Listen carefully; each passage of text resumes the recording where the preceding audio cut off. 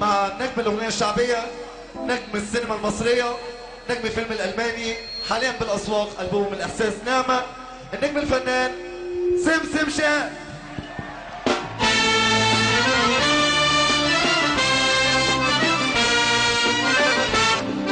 والنجوم في عز الظهر هخليه يبصم بالعشرة اللي صعب عليه مستشفى. هوريه العين الحمراء والنجوم في عز الظهر هخليه يبصم بالعشرة اللي صعب عليه مستشفى.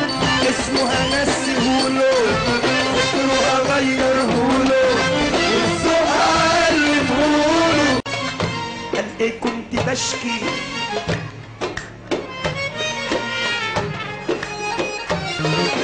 وانا في سنة اولى جرح. قال ايه انا كنت بشكي وبقول نسيني الفرح وبتألم وببكي. وانا في سنة اولى جرح. قال ايه كنت بشكي وبقول نسيني الفرح وبتألم وببكي.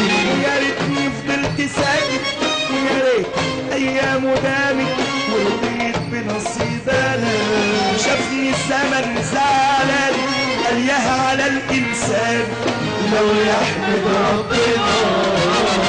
ولقيته قال خد عنك احسن تجيب احسن.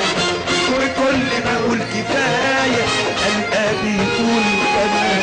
ولقيته قال خد عنك احسن تجيب احسن. وكل ما اقول كفايه قال بيقول كمان. خدني من سنه اولى على السنه النهائيه وعمل لي جامعه لوحدي. بدا يدرس لي الجرح والحرمان ويعمل الامتحان. الجرح والحرمان ويعمل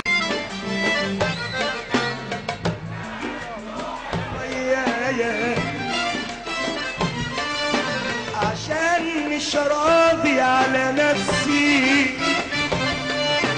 هموم شايلها جوايا. اسمع ولابس وشي مش وشي تشوفني تقول جبل واقف وعامل اني ما بخافش لكن دايما بكون خايف. ولابس وشي مش وشي تشوفني تقول جبل واقف وعامل اني ما بخافش لكن دايما بكون خايف.